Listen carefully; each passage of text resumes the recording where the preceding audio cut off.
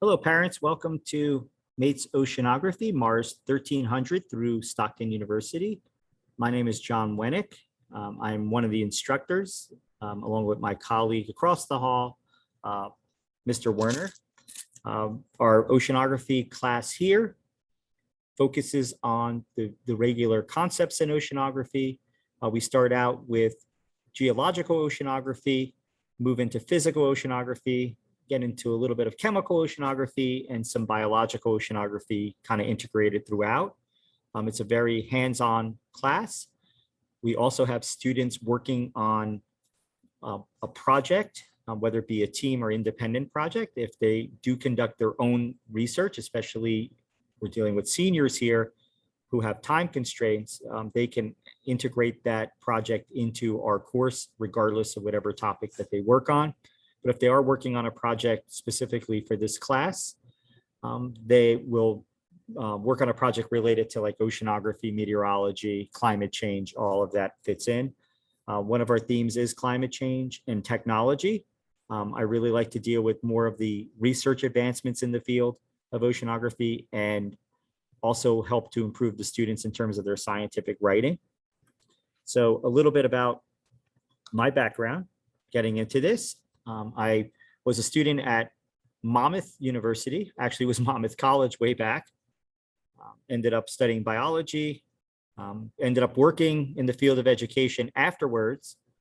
And while I was there, I had to finish up a course to end up with a graduate degree in science education and always enjoyed learning. So I spent a lot of time at Rutgers, both at Rutgers up in New Brunswick and in Camden, working with aquatic ecology, studying river otters, started to work with river otters in terms of research, but it wasn't very well received in terms of questions needed to be answered about river otters in New Jersey. So then I ended up going over to Drexel University, where I was working with diamondback terrapins, and that's been something I've been working with since. And while I was there, I picked up another degree over at Drexel while staying here at Mates. And that led to Project Terrapin, which is another one of the conservation initiatives that I work with here at the school, as well as other team projects that focus on Barnegat Bay and some of the local waterways. So as far as the class goes, we use a detailed syllabus that is like a roadmap on a daily basis for where we're going in the semester. Like anything, we're a little bit behind now by at least 2 or 3 days, but that's just kind of a guideline for the students so that they could kind of work with their homeworks. I know they have college applications, jobs, other things, other activities, sports that kind of keep them busy. So this gives them a little bit of a map of where we're going to go the entire semester. We're going to integrate a lot of research into this course as far as what's going on in the current field of ocean sciences. And once again, my goal is to improve the student, really scientific writing as we get throughout this course. So it's beneficial to them in all fields that they go into, whether it's going into like a legal field or whether it's going into something that deals with business. That writing style is going to be important in terms of the way that they put things together. As far as the course goes, social distancing, without having to mention it, is very important here.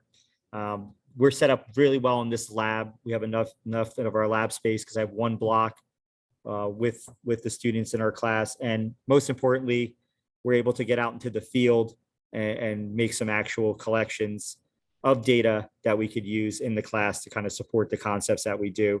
Masks we use on the bus, and it just depends on the field. If we're indoors in the field somewhere, of course, we're going to put masks on. If we're way out in open space and everybody could keep to distancing, then we get a nice mask break, especially during the warm temperatures, very important. And here was one of our first field days over in Waretown, taking samples on the Waretown Creek area, which was a good day for the students to collect data. Not a lot of data, but enough that they could use for their first write-up, which is more about the format of the write-up. And that's due next week. You may have heard about that already. We do have a total of up to 5 field write-ups due in our class. We're going to work with different formats from a traditional write-up, get into something like a technical report, and I'm going to teach them the manuscript format depending on, which type of manuscript they submit, but I just want to give them the differences that are there. Because once again, it's to give them an advantage over students when they're out of this course into college, so that they really have experienced as much as they can while they go out to the next level. And all the students, both my classes, Mr. Werner's classes, need to complete a research project. And once again, if the students have their own independent research project that they're working on, that would suffice in this course. We're not giving them two, they're only working on one project. And we also want them to network with local scientists. And we have former graduates coming back as guest speakers to kind of share their experiences, especially with the Zoom platform now. We can get them from all over the world where they are at this time. So I chose this background because this is going to be reflecting what our course is about. It deals with, the effects of sea level rise and coastal flooding as a result of climate change that's going on. And myself, in terms of research, I'm working on ways to enhance nesting habitats for shorebirds and turtles, taking into account sea level rise and predictions, not just working for what's going on now. I look at, what we need to do so we can address this problem 30 years or more down the line. And this area, which is Cedar Run Dock Road, which is right here where Mates is in Manahawkin, New Jersey, this is a result of climate change where we get this more periodic inundation flooding. This was a roadway with a marsh, and now, basically it's just covered all the way over. So, we get into some of those topics here at school. So I just wanted to share that with you. And then I want to share one more thing, which is the syllabus, so you know what I'm talking about. This is the detailed syllabus that we work with the students, kind of rolling through it pretty fast.